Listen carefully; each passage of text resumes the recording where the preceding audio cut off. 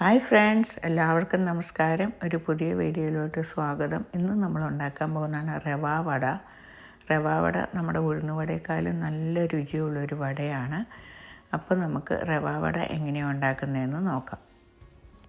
ഇത് ഉണ്ടാക്കാനാണെങ്കിൽ ഒത്തിരി എളുപ്പമാണ്. അധികം ഇൻഗ്രീഡിയൻസിൻ്റെ ഒന്നും ആവശ്യമില്ല.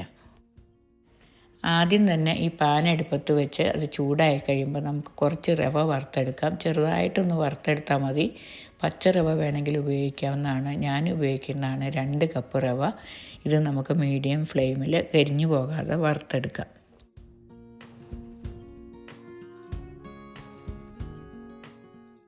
നമ്മുടെ റവ നമ്മൾ വറുത്തെടുത്തു. ഇത് തണുക്കാനായിട്ട് ഞാൻ ഈ പാത്രത്തിലേക്ക് പകർത്തി വച്ചിരിക്കുന്നതാണ് ഇത്.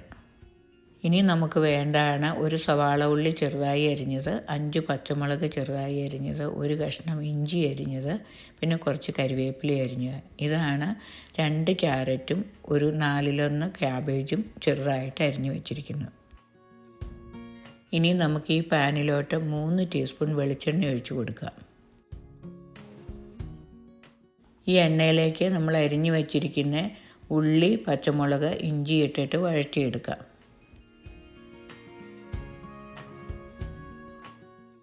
ഇനി ഇത് മീഡിയം ഫ്ലെയിമിൽ നമുക്ക് വഴറ്റിയെടുക്കാം.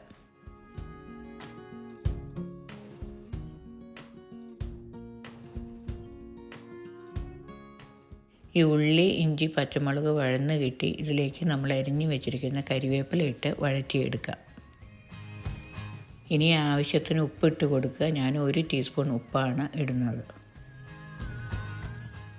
ഇനി ഇതിലേക്ക് നമ്മൾ അരിഞ്ഞു വെച്ചിരിക്കുന്ന ക്യാബേജും ക്യാരറ്റും ഇട്ട് കൊടുത്ത് ചെറുതായിട്ടൊന്ന് വഴറ്റിയെടുക്കാം.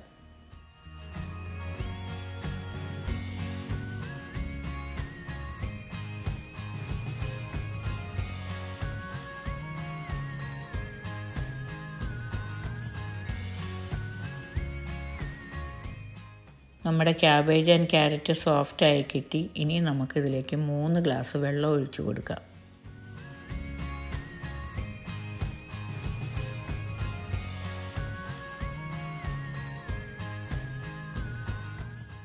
ഈ വെള്ളം തിളച്ച് കഴിയുമ്പോൾ നമ്മൾ റവ മാവ് ഉണ്ടാക്കും പോലെ ഇതിലേക്ക് നമുക്ക് റവ ഇട്ട് കൊടുക്കാം.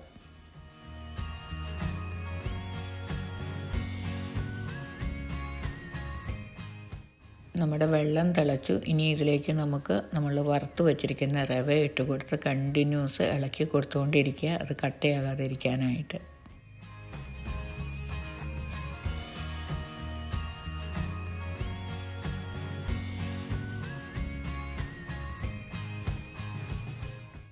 ഈ റവ വെന്ത് വെള്ളമെല്ലാം വറ്റി കിട്ടുന്നവരെ നമുക്കിനിയും ഇളക്കി കൊടുത്തുകൊണ്ടിരിക്കാം.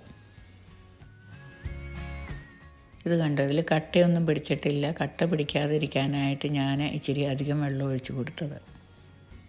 ഈ റവ വെന്തു, വെള്ളമെല്ലാം നല്ല ഡ്രൈ ആയി തുടങ്ങി.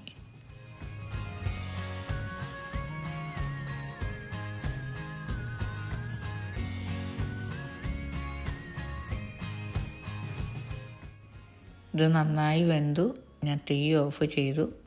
ഇനി നമുക്കിത് തണുക്കാനായിട്ട് വെയിറ്റ് ചെയ്യാം.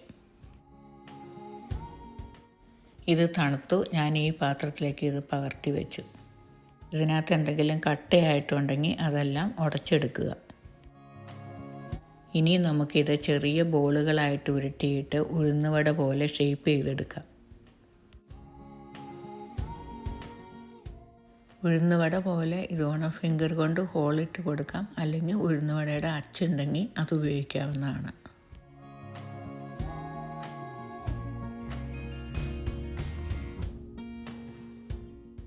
നമ്മുടെ റവ മുഴുവൻ ഞാൻ ഷേപ്പ് ചെയ്തെടുത്തു. ഇനി നമുക്ക് എണ്ണ അടുപ്പത്ത് വെച്ച് റവ വട ഉണ്ടാക്കിയെടുക്കാം. ഇനി ഇത് ഫ്രൈ ചെയ്തെടുക്കാനായിട്ട് നമുക്കിതിലേക്ക് എണ്ണ ഒഴിച്ച് കൊടുക്കാം. നിങ്ങൾക്ക് ഇഷ്ടമുള്ള കുക്കിംഗ് ഓയിലിൽ ഇത് ഫ്രൈ ചെയ്തെടുക്കാവുന്നതാണ്. ഈ എണ്ണ ചൂടായി ഇതിലേക്ക് നമ്മൾ ഉണ്ടാക്കി വെച്ചിരിക്കുന്ന വടകളെല്ലാം ഇട്ട് കൊടുത്ത് വറുത്തെടുക്കാം. ഇത് ഒരു സൈഡ് ബ്രൗൺ കളറായി കഴിയുമ്പോൾ മറിച്ചിട്ട് കൊടുക്കണം. മീഡിയം ഫ്ലെയിമിൽ ഫ്രൈ ചെയ്തെടുക്കുക.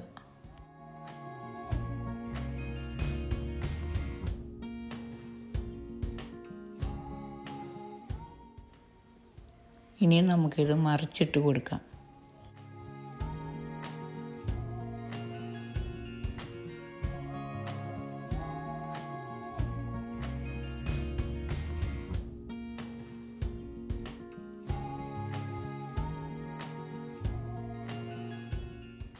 നമ്മുടെ റവ വട റെഡിയായി. ഇനി നമുക്കിത് അടുപ്പത്തുനിന്ന് എടുക്കാം.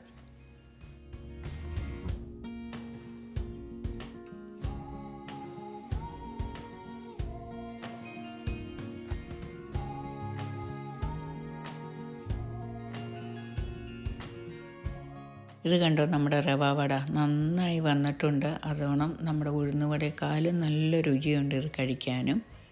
ഇത് നമുക്ക് സാമ്പാറിൻ്റെ കൂടെ, തേങ്ങാ ചട്നിയുടെ കൂടെ, കടല ചട്നിയുടെ കൂടെ, തക്കാളി ചട്നിയുടെ കൂടെ ഒക്കെ കഴിക്കാവുന്നതാണ്.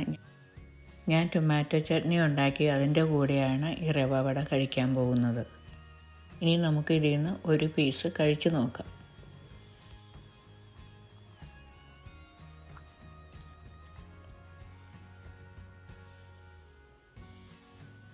ഇത് റിയലി നല്ല രുചിയുണ്ട്. അപ്പോൾ നിങ്ങൾക്ക് എൻ്റെ വീഡിയോ ഇഷ്ടപ്പെട്ടാൽ എൻ്റെ ചാനൽ സബ്സ്ക്രൈബ് ചെയ്യാൻ മറക്കരുത്. ലൈക്ക് ചെയ്യുക, കമൻറ്റ് ചെയ്യുക. ഞാൻ ഉടനെ തന്നെ ഒരു പുതിയ വീഡിയോയുമായിട്ട് വരുന്നതായിരിക്കും. If you like my video, please subscribe my channel. Thank you for watching.